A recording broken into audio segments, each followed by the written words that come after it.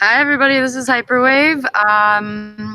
And we have a lot of questions to answer. Definitely, Tyler's tweets recently have been quite provocative. We've definitely got lots of slack, and that's great because we love being provocative and answering all your questions.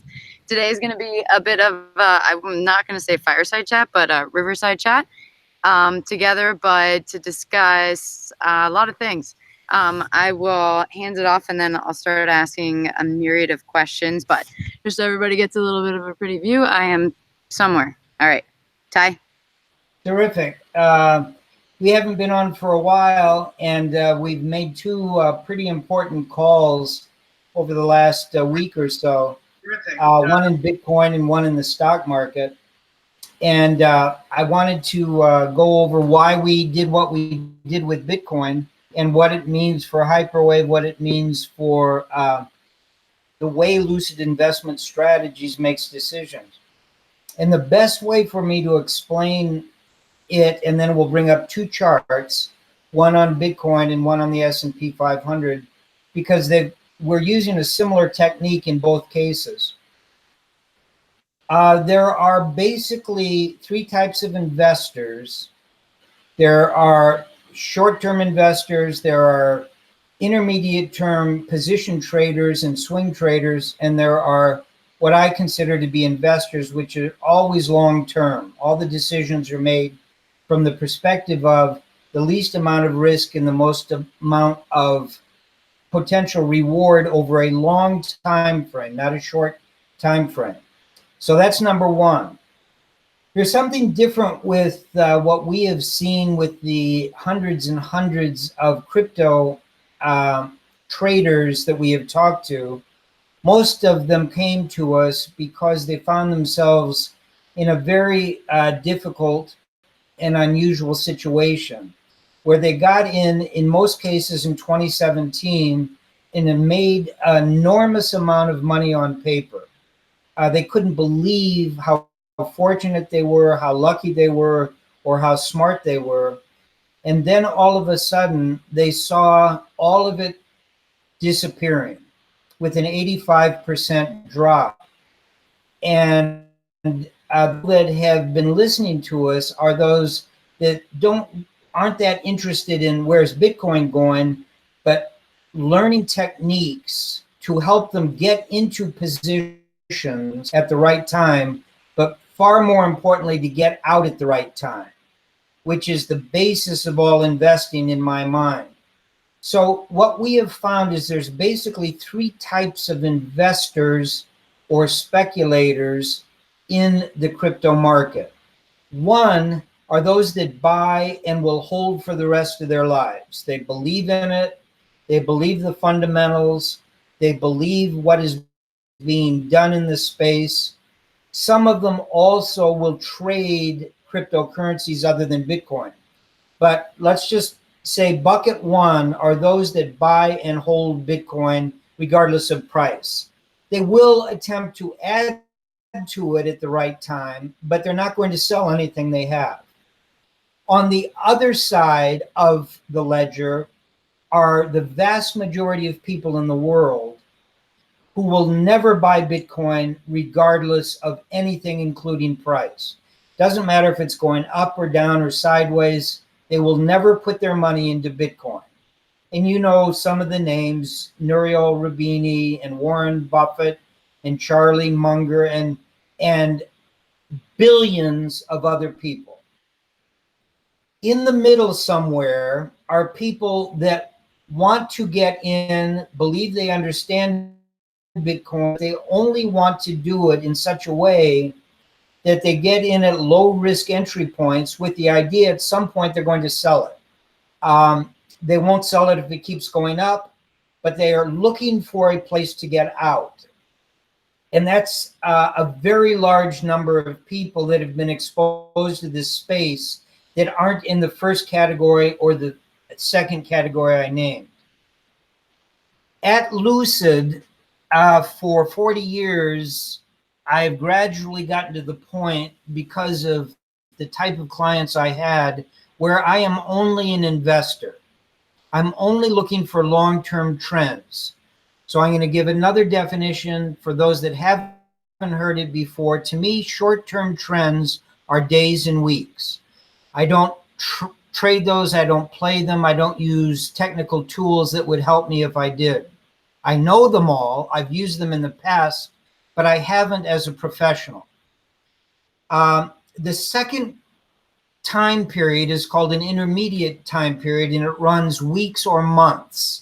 And people ask, well, how many weeks or how many months? I have no idea. But it's measured in weeks and months, and that's how I set up all of my technical tools. And the long term is always months or years. So the tools that I use, have always used, and have designed them myself, are based on that simple principle. We want to look for those trends that are going to be in place for many months or years, not for weeks or months, and not for days or weeks. Many of the tools that we use can be used on all three time periods. When you listen to us on any of the 150 vlogs we've done, if you listen to any of our webinars, any of our podcasts, or taken any of our courses, you know I'm very consistent on all the points that I've just brought up. The reason I'm giving you all of this background is because something very interesting happened in the last 10 days in the Bitcoin market. Also, a couple of things have happened in the stock market. We'll look at those last. But we're here to answer the question, has Tyler given up on Hyperwave?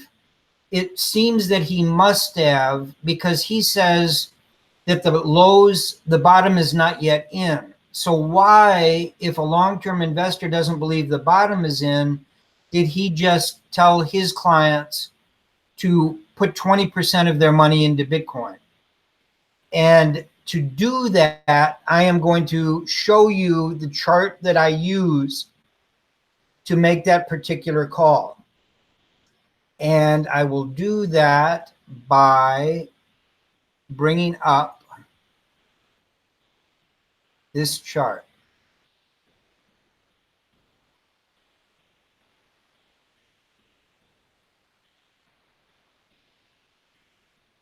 That's the S&P 500, and this is the Bitcoin chart that I use. We're now at 8,160. Can you see that, Leah? Yes, I can. Okay, perfect. What you're looking at, obviously, is the last 1, 2, 3, 4, 5, 6, 7 weeks. It's only the last 7 weeks that I am particularly interested in, and I will show you why. This is the entire hyperwave of Bitcoin. And this is the breaking of the phase 3 line. This is the breaking of the phase 2 line. And once you've done that, there are no other targets in hyperwave theory until you return to the beginning, which is down at 1,000. That's why I have been so adamant about the probabilities are that the bottom is not in until we can get down to that level. I am now going to take the price off because it does not matter if it's Bitcoin or gold or the stock market when you use this second technique, which has nothing to do with hyperwave. The second technique that we teach is called consensio. And there are 3 lines here that I should make bigger, but I'm not going to. I will point to the important points. This is what happened 1.5 weeks ago. This gold line, which is a 30-week moving average, has been going down from the beginning of this bear market without exception. It topped back in April of 2018 and has been going down ever since until a week and a half ago. That long-term moving average turned up for the first time in this bear market.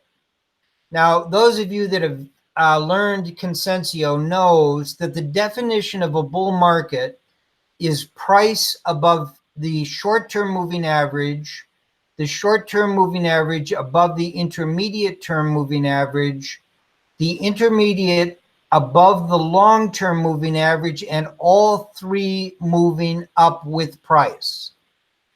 That did not occur in this entire bear market until a week ago. And that's why I bought. Because even though Hyperwave is saying the lows are not in, Consensio is saying something different. I use Consensio 100% of the time on every asset class in both bull and bear markets. I cannot use Hyperwave 100% of the time because very, very, very few things are in a Hyperwave. So the question is which takes precedence on an unusual asset class like Bitcoin when one of the systems is giving you a fully bullish reading as of a week ago, but the other one, along with some other long-term indicators, are still indicating that the bottom is not in. Well, I'm always going to go with Consensio. And that's what I did. That's why I made the call I did. And that's why I told people that it was a low-risk trade to put 20% of X. X is not the total amount of money that someone has. X is the amount of money that they are comfortable putting into Bitcoin or crypto. If you've got $1 million, but your personal situation is such that you would never put more than $50,000 into Bitcoin, I was saying on my call that you should put 20% of $50,000 or $10,000 into Bitcoin. What I didn't say publicly, but I have told every consulting client and all of my other clients that are discretionary clients where to put that money in. And the answer is I did not want anyone paying more than $6,800. That was our first and highest buy point, and 1/3 of the 20% should be put in at the $6,800 level, and a lot of people were able to do that. But that was only a total of 6% or 7% of X, not the full 20%, not a market order, but a limit order at 6,800. A second order at 6,500 for 1/3 of 20% of X. And then the last one at 6,200, which makes up the full 20%. In other words, 3 limit buy orders, only one of which has gone off. And I'm very comfortable with that decision for a number of reasons. One is because we are putting a stop below these 2 green lines somewhere around 58.50 to 59.50. So we're going to risk about 10% on this trade. And you can do the calculations yourself. 10% of what we put, which is 20%, in this particular trade, because our stops are going to be below these 2 green lines. Now, I want to explain why and how this is developing, but I want to put the prices back on. So, first of all, let me put the price back on. And now let me tell you what I believe is going on. And something very interesting is happening, having to do with previous highs. One of the things that kept me bearish throughout this whole period below 4,200 was the fact that we hadn't seen highs above highs since all the way back here, and I'll blow this up. This was the last high above previous highs that we had, which was coming in at approximately the $7,500 level off of these two tops. Prior to that was this high, which was coming in on this first candle at approximately 8,500. Let's call it 8,500. Remember those two numbers, 7,500 and 8,500. Now let's go back over to what this price is doing right now. We were able to take out the 7,500 level on this last weekly candle. We did it right here, middle of this candle. If you go back over, the reason that's important is that's the highest high we've had since these two candles. All of these little pops that we were having never got up to a higher high until we finally broke down below these two green lines, which is a zone that had kept us up throughout this entire period. And it was the zone that was broken on this candle, which also included my phase 2 hyperwave line. That is the point that everybody needed to be out. And that was the proper move for investors to do if they hadn't gotten out 10,000 points higher, which they should have done if they were following hyperwave. And you notice that throughout all this period, we never got back up to that until just 2 weeks ago. Okay, that's observation 1 and 2 about where we are now. We are now trying to take out the 8,500 highs from this period. We've already done the 7,500. That's a plus check mark in this movement, which says it's still got legs and it can go higher. But we now need to take out the 8,500 high. And then if you've been listening to Tone, there are other levels above this very important line that comes in at about 88.60, 88.75, which is the setup trend line. If we take that out, we can probably go to the Fibonacci, which is coming in around 9,400.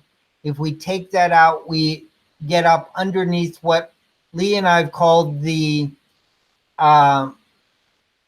Valley of Death for a year and a half, because it was so difficult to get below it. And when we did get below it, it was so difficult to get back above it and hold it over and over again over a matter of a long number of months. I think that's still going to be a very difficult place to get above. So where we are right now is we've got a little bit of money in Bitcoin. We've got to stop below 2 other trades that will come in lower than 6,800. And the question is, what happens if that does not occur?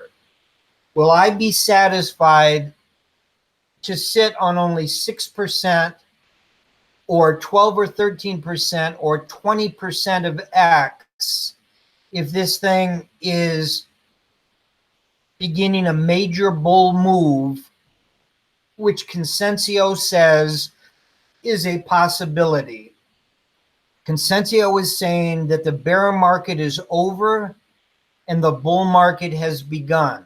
Now, how many times have I seen Consensio move from a fully bullish position to a bearish position, or a bearish position to a bullish position? Probably 1,000 over the last 40 years. How many of those continued from a bear to a bull or a bull to a bear? Not very many. You don't get many bulls and bears. You get a lot of nonsense in between and a lot of false signals. So even though this is fully bullish at this point, I'm talking about Consensio, does not mean that it's going to stay that way. Hyperwave says it is not going to stay that way. At some level, at 8,500, at 9,100, at 9,400, at 10,000, at some level, we're going to run out of gas and we're going to start down the other way. And the question then is, how far down do we go? If we only get back to this upper level at 6,300, we will be fully in 20 with 20%. And then if we bounce from there and are able to take out more and more, we will start adding positions over and above the 20%. We will not chase it up here.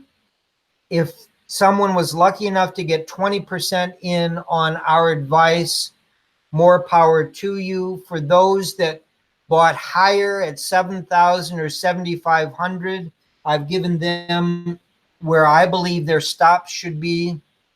But what I'm saying is that this is a sea change for me. This is the first time in 17 months I have told people to put money into Bitcoin. And that makes it an important call for me. And it needed a great deal of discussion in detail over and above just a tweet saying that I believe that people should jump into the Bitcoin market. So I wanted all of our listeners of our vlogs to hear the details behind all of that and why I waited as long as I did, because I needed the confirmation of this line to turn up. It has now turned up. I won't take the time to show you what all of the negatives are on this call, and there are many, but they have to do briefly with monthly ADXs and Copic curves.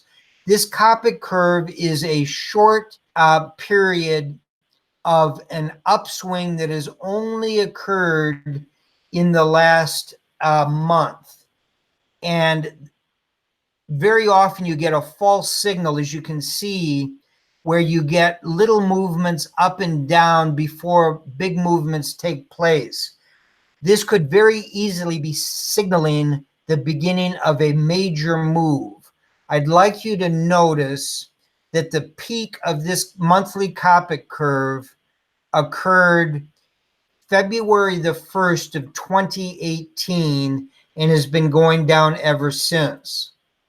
I'd also like you to look at the ADX, which peaked on this move on January the 1st of 2018 and has been going down ever since.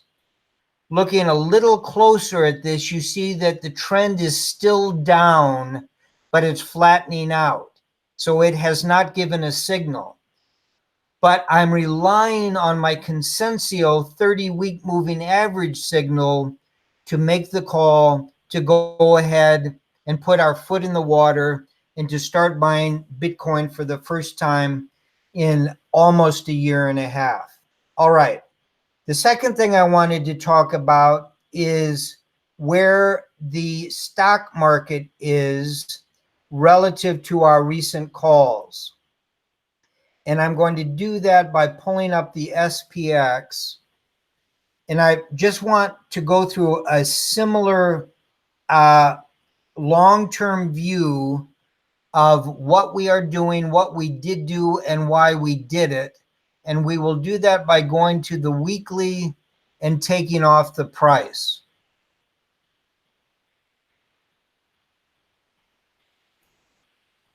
And all you see now are all the technical underpinnings of this price movement.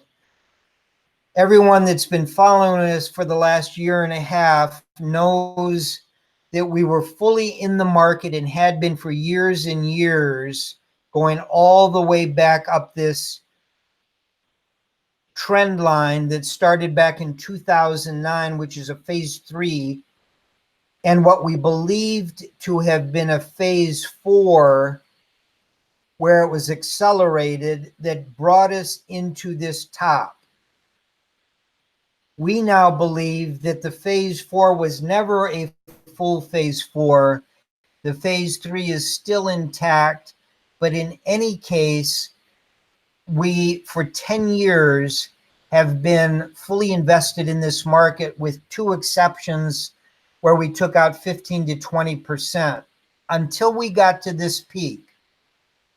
And this peak, which occurred at the beginning of 2018, the same time that Bitcoin long-term indicators were turning down, our markets, the S&P, the Dow, and the NASDAQ turned down and then went to new highs.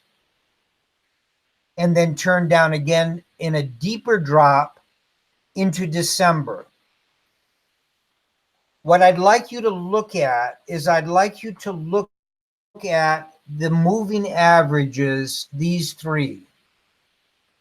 This is the long-term moving average, which did not turn up until 2 weeks ago. The short term and the intermediate term had already called for much higher prices, but it wasn't until recently we went 100% in on April the 1st at this point, because it turned up briefly, turned down briefly, turned up, and now has got a high above that April 1st high, which is good enough for me. Okay, we did go 50% long down here, and we've been 50% long all the way up to the top. And on that 50%, we were up close to 20% on that 50%, or 10% for the overall portfolios, because of the fact that these short and intermediate term moving averages and the price was moving up so strongly. But to put in that last 50%, I wanted to see evidence that the long-term moving average was moving up just the way it did on Bitcoin. And coincidentally, they happened about at the same time. I'm not saying they're correlated. I'm saying that this technique of Consensio gets you out at tops incrementally and gets you back in at bottoms incrementally. And right now, as we sit here today, I'm going to bring the price back up so you can see why and how we make our decisions. We'll go to the very recent past. This is a brand new all-time high going back 100 years, or since 1926 when the S&P was created. This little candle right here went to the highest level in US history. At the time that did it, we had just turned up on the long-term moving average, and the intermediate was above the long-term moving average and moving up. The short term, this gold, was above the intermediate and moving up, and the price was above all three. That's the definition of a full bull market. That's why we went 100% at that point, even though we had been 50% back here throughout the rest of it. I went 50% when the short broke above the intermediate, when the price broke above the long-term moving average, and then when the intermediate broke above the long-term moving average. That was enough for me to be confident that at some point, as long as price stays above this long-term, that the long-term would also turn up, which it has now done. Now we've got a little bit of a pullback here over the last 3 weeks. It has to do with China trade, has to do with a lot of other things, fundamental and technical.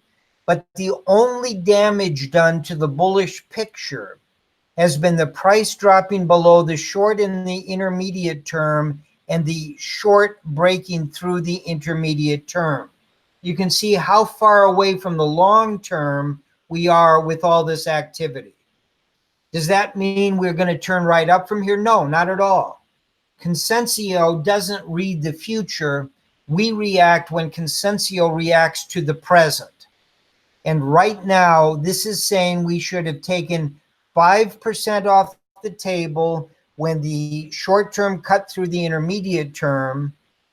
When the price dropped through the intermediate term, we should have taken another 15% off.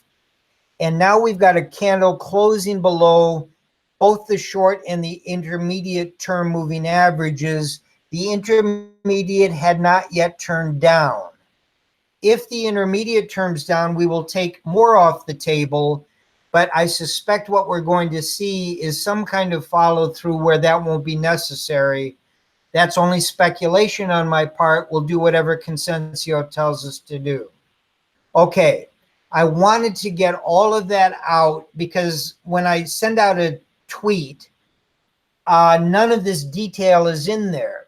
To get the detail, our clients need to speak with me directly, which they do, the consulting clients, if they've got questions. If they don't, if they just want to follow what Consensio is saying or what I've been saying, they'll do that. But if they have questions, I will go into the detail with them of why and how we're making the decisions when those decisions are made. But I wanted to bring that to all of our listeners on YouTube, because what we are here to do is to teach techniques, not to tell people what to do. We don't give advice to the general public. What we do to the general public through our 150 vlogs and any of our webinars or workshops that you have to pay for, all of our vlogs obviously are free, all of our tweets are free, is we're trying to teach investment techniques, not speculation techniques, not swing trade techniques, but investment techniques. And so I wanted to clarify that for our YouTube crowd of how and why we do what we do. And with that, I'm going to turn it back over to Leah and see if we've got some questions we can take. I think that's it. Also, I'm not going to go on video because I was too pixelated probably to be deciphered between Thor and I at this point, but it is a pretty view that I got. So I think we will end it here. Actually, it's about to be sunset, so let me try to figure out how to get home. But great job, Ty, and yeah. Well, I also wanted, along in this educational bent, is we are coming out with another webinar in about 10 days that you can read about on our website, lucidinvestmentstrategies.com, and just go to webinar. It will explain when, where, how, and why, but it's on another technique that we have not yet taught. We've talked about it in some of the vlogs, but we've never taught a 4-hour course on it, and we're going to do that in 10 days. What it is it's called the Selgin trading system, which, like Hyperwave, is something that I created that does not occur very frequently. But when it does occur, it is a very powerful tool for calling tops and bottoms. And it's a derivative of a Wells Wilder Megaphone pattern that he taught in the 1970s, which was a derivative of an Edwards and McGee technique that they wrote about back in 1948 called the broadening top and the broadening bottom. But back in the 70s, a partner and I spent an entire year studying and changing the rules, including putting stop losses. And that's what we're going to teach in that webinar. So I just wanted to make that announcement. We'll be talking about it more and more. Leah, is it yet up on the website?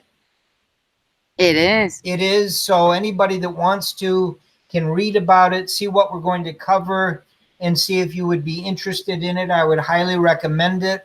Why? Because we're finding a number of major broadening tops in markets today. One of the things we're going to do is look at not only a lot of historical examples to show you how to trade them, but show you what it means for the current market situation across not only commodities and currencies, but the stock market. Unfortunately, we don't have one yet building in the Bitcoin market or in other cryptocurrencies I've looked at, but there could be if we head down from current levels. But we'll talk about that in more detail. Thank you very much. Thank you, Leah. You better get home. It's getting dark. And we will be doing some more vlogs as this Bitcoin mystery unravels. Absolutely. All right. Bye, everybody. Bye bye.